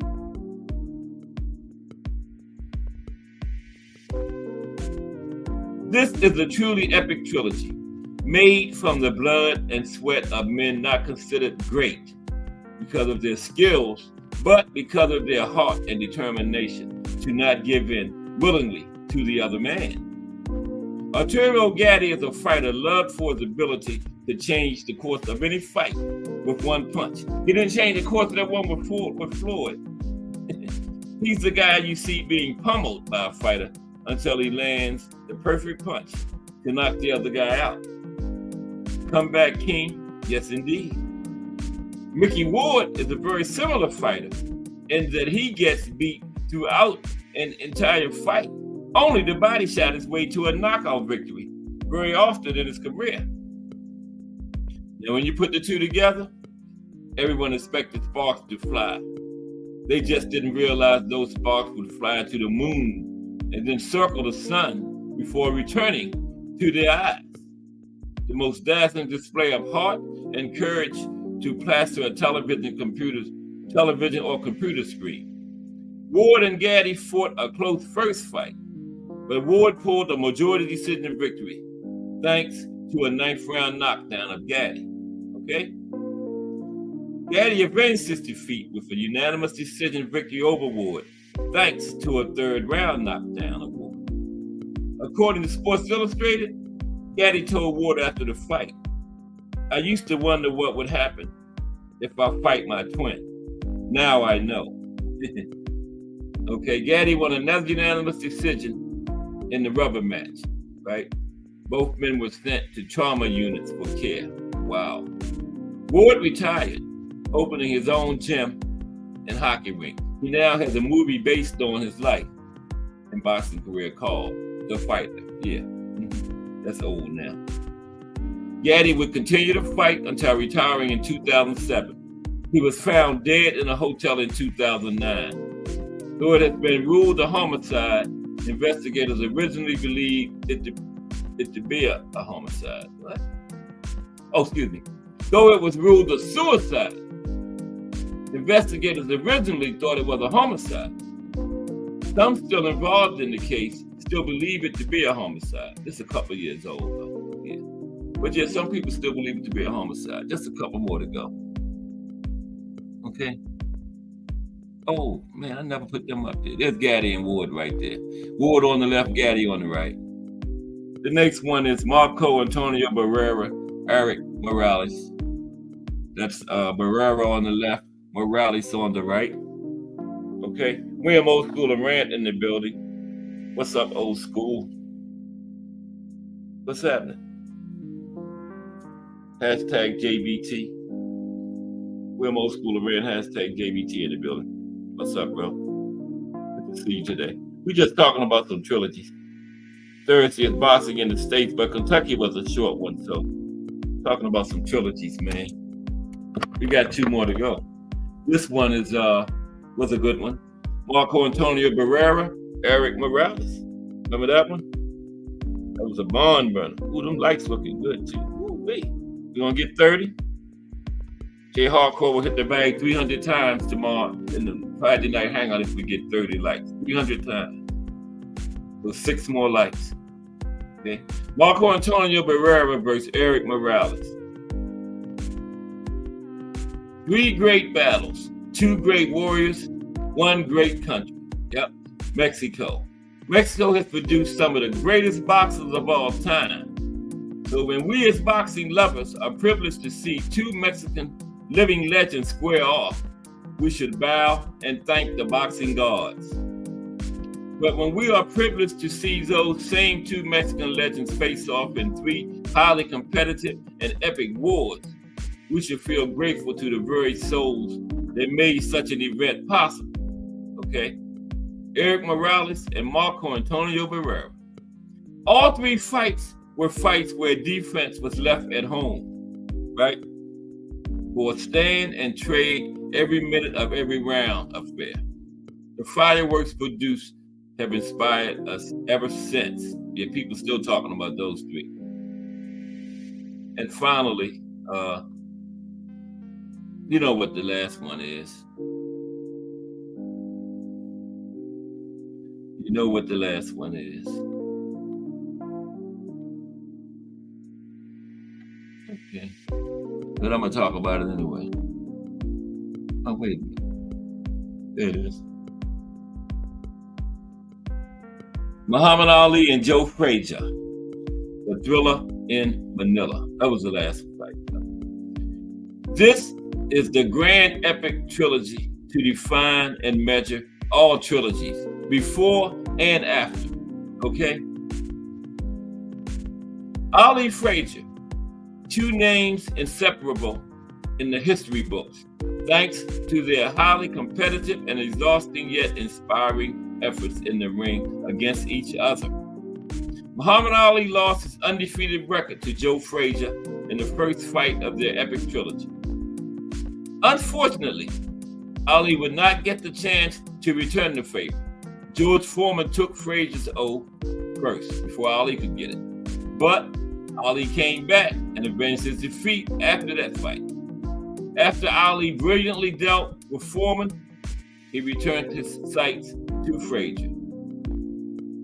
The 2 had unfinished business, and they settled it in possibly the greatest fight of all time, the Thriller in Manila.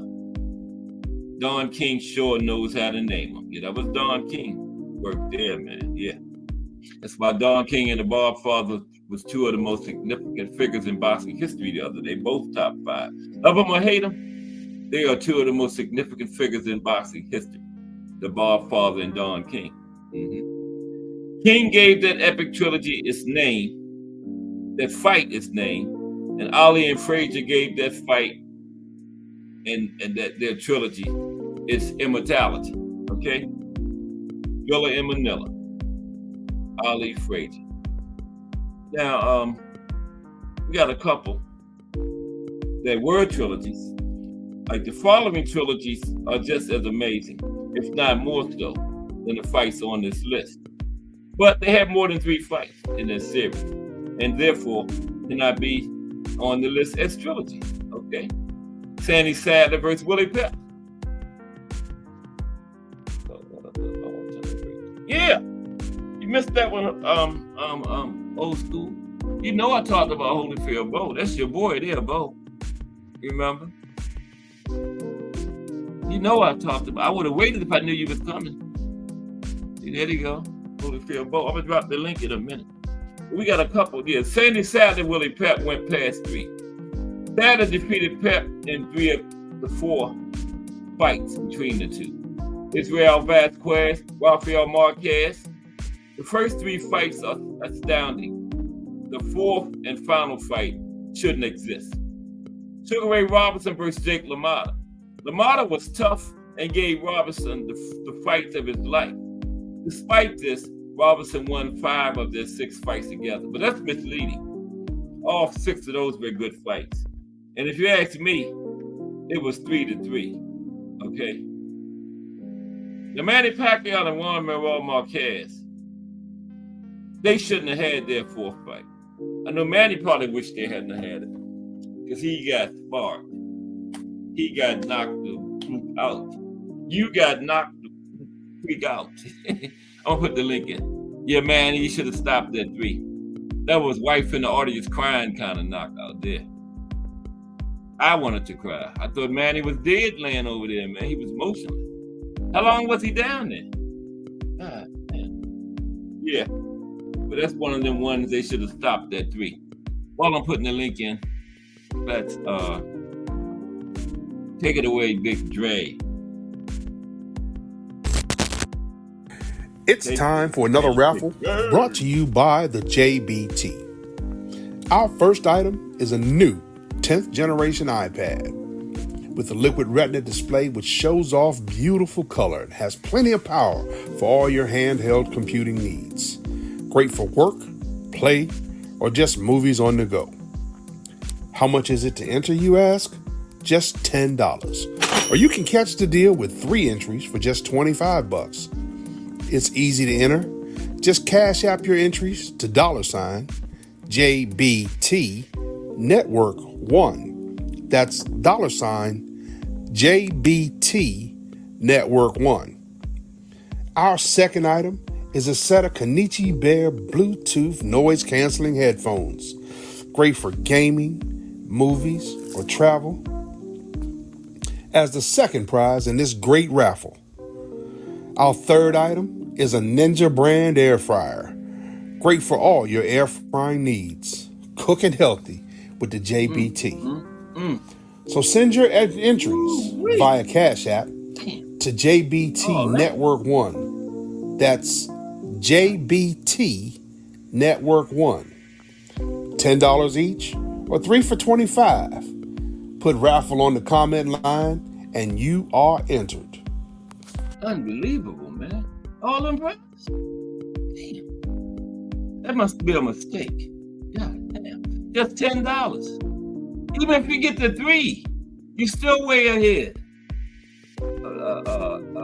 Apple 10th generation iPad, them Kenichi Bear headphones. I thought they were gonna stop there, but then and the Ninja air fryer too. Man.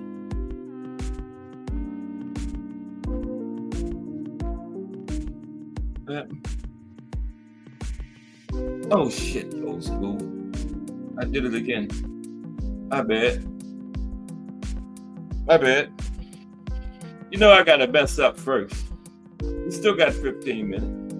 Yeah, we're gonna get out here at 4 o'clock though, because I ain't going into Just News time. I gotta get away. I don't want to miss 1 second of that show. You know I got to mess up first though.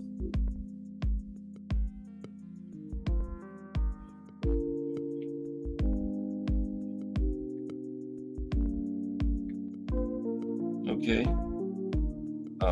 Copy. Paste that bad boy.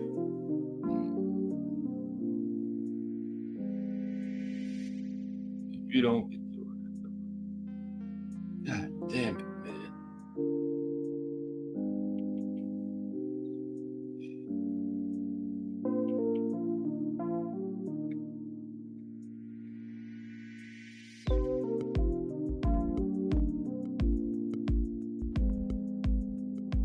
Take your time, Cass. But how's everybody today? Always a pleasure to see everybody in here. Rocking with Cass Sports. Monday through Friday, 2 p.m. Part of that Fire JBT network. Just boxing talk, y'all. It's my bare knuckles impersonation. I need to shut up so I get this damn link in here, bro.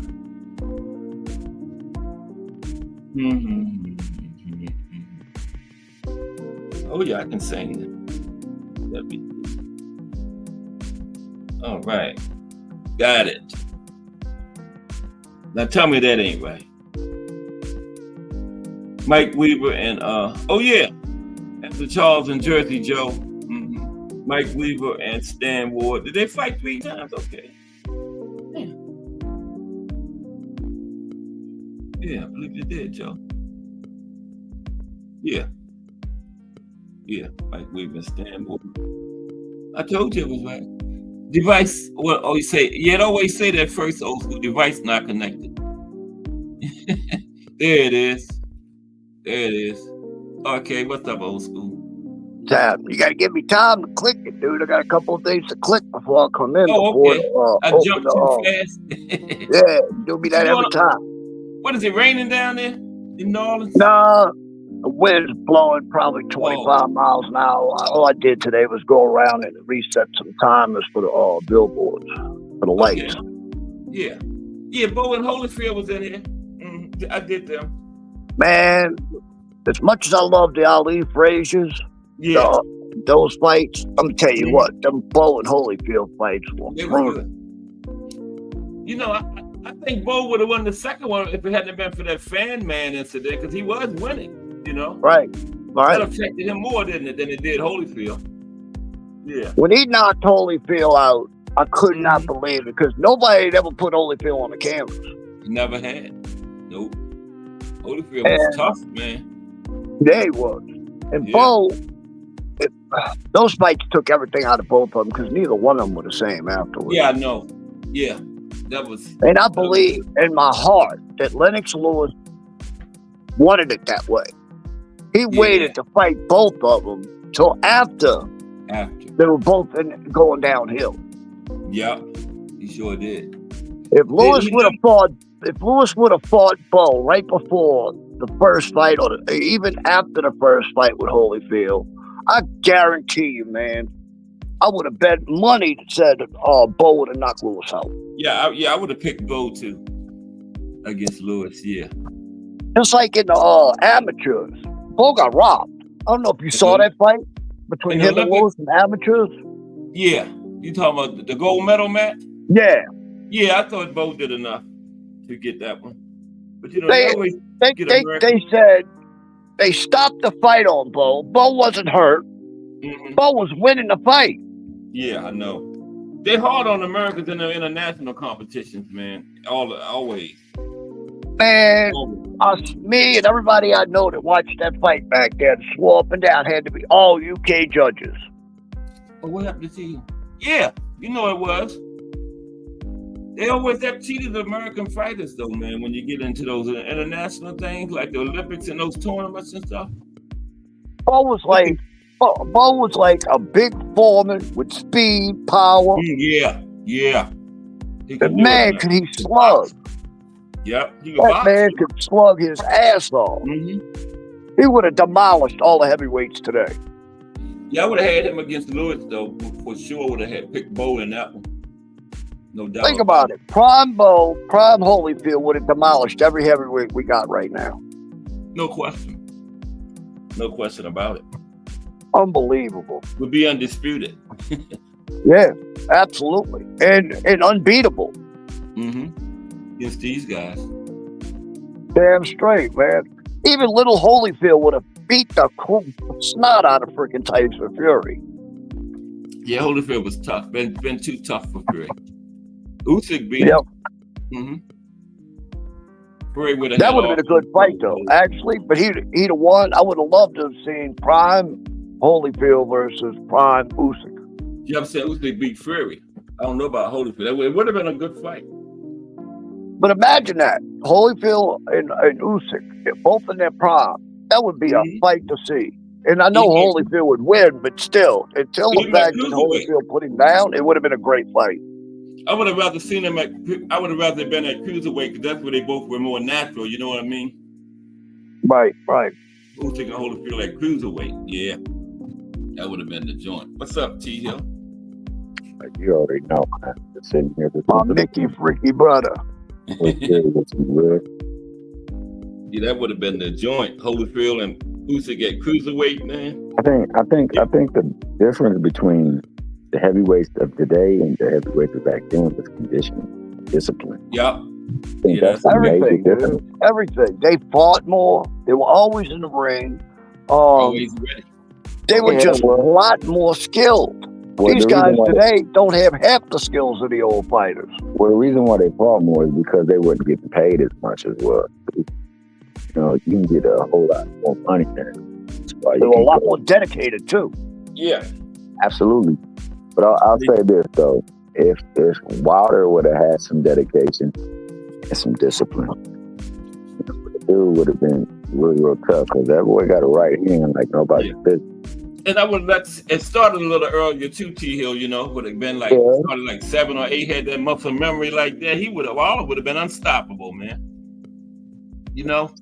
So, you know, I mean it's a lot that people say about him given his last couple of fights, but what about the fights previous to that? And what he was doing? Like William said, it was straight or something, didn't he? Yeah, it was, and it was against watered down competition, no doubt, because that's just the state of heavyweights nowadays. But you know what I'm saying? If Usyk would have gotten in the ring with him, he would have been knocked out. That's They was talking about it, remember? But then all of a sudden, Usyk changed his mind. So it was after the Hellenius fight. Usyk said, "Oh no, I'm not doing that." Remember? No, actually, I think Usyk wanted to still do it. It was his training and his team that didn't want to fight. His team, you're right, old school. His team, They looked at that Hellenius knockout. And they was like, "Oh no, That's exactly what happened. Yep. You're not getting in the ring with that dude." Yep, that's what happened. They was like, "No." But inactivity, like William said, and just not caring. You know, just when you can end the fight with one punch, sometimes you tend not to believe that you have to work as hard because hell, I got something that you don't have. That's right. And that's when you start slipping in this sport. Especially at that division, because you know one punch can change. But you can't depend on. But what if that one punch don't happen? You know, and then you ain't worked out, you're not in good shape and all that, man. Ain't fighting. That's what's been happening. I don't know why I'm drawing the blame. What was Lewis's trainer again? Holyfield. You talking about Lewis? He had Emmanuel at the end. Yeah, Emmanuel Stewart. If Emmanuel Stewart would have trained Wilder, you'd have seen he'd have wiped out everything in the heavyweight division. Yeah, that would have made a difference. Yeah. Yeah, I mean, and if he would have just stayed with Breland, man, Breland had his best interest in mind. Yeah, that other guy, what was the last guy's name? The one he beat as a fighter, he wasn't shit, man. Yeah, Malik Scott. Yeah, him, man. Yeah. We took Wilder out of doing what Wilder did best. Yeah. We tried to turn him into a freaking boxer, and Wilder was not a boxer. No, man. Yes, Wilder could box. You go back and look at the Permain Stavern fight, and he can box. But when you haven't done it in so long, and then you're trying to incorporate all kinds of new crap along with it, no, man, no. Malik wasn't good for him, man. No, he wasn't. Malik didn't hold him to running. He don't run or condition. So when you get tired, man, it don't matter how much dynamite you got in that right. That's right. It's hard to throw that bad boy because you breathing in between everything that's coming your way. So like, yeah, it was set up for him to start to decline rapidly because of what was going on with him. And I mean, if he really wants to fight, he truly wants to fight, man, he got to get away from that.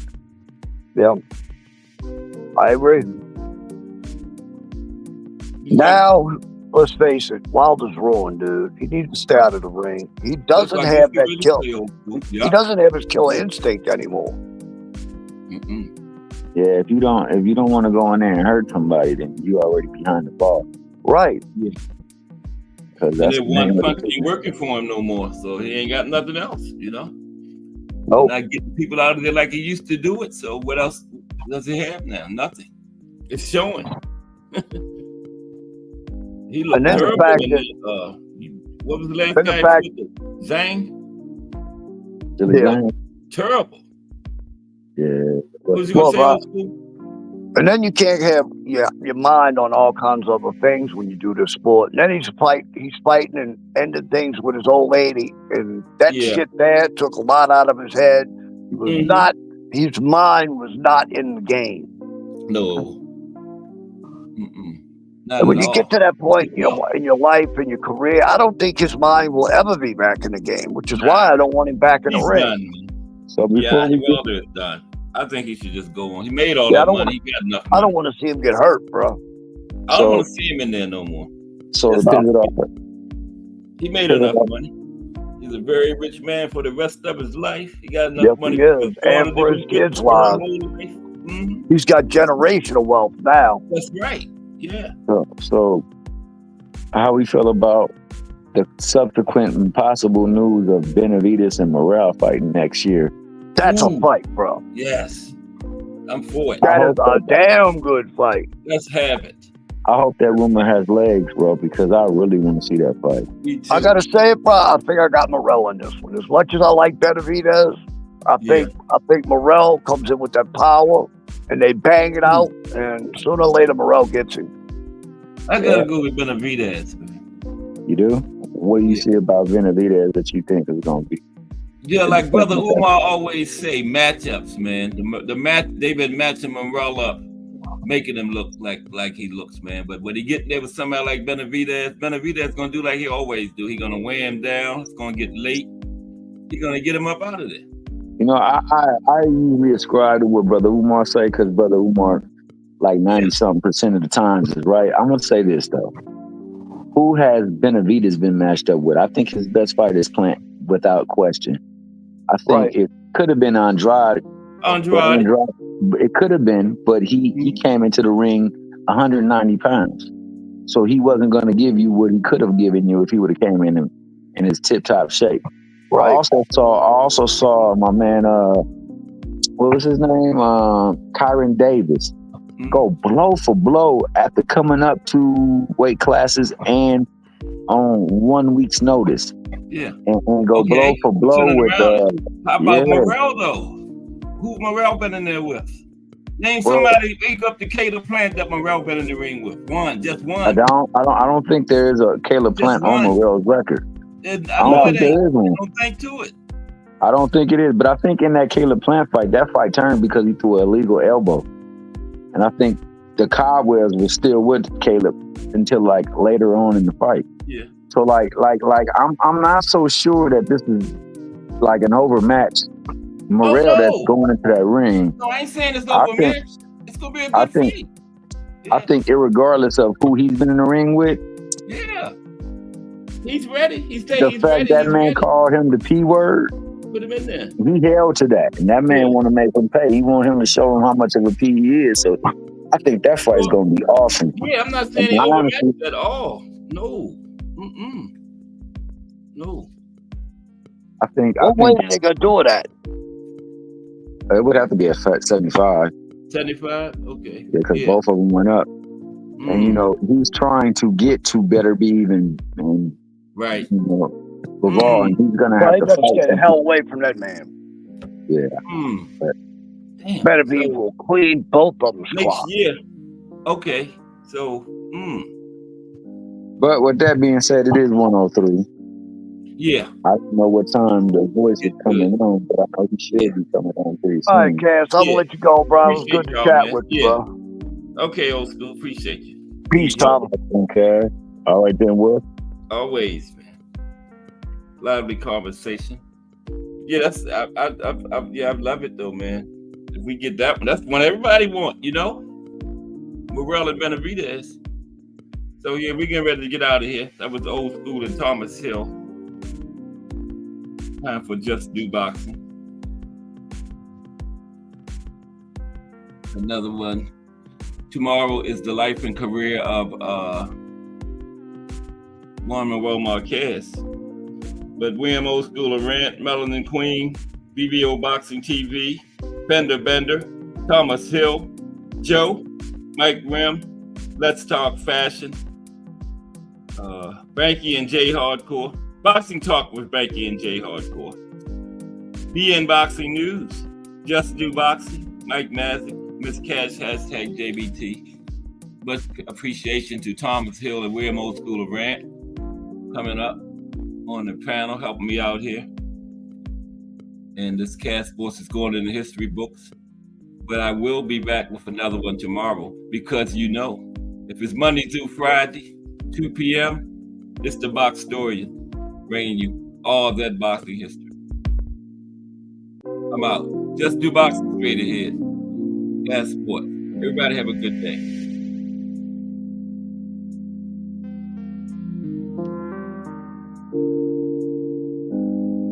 Made my 5-minute grace period.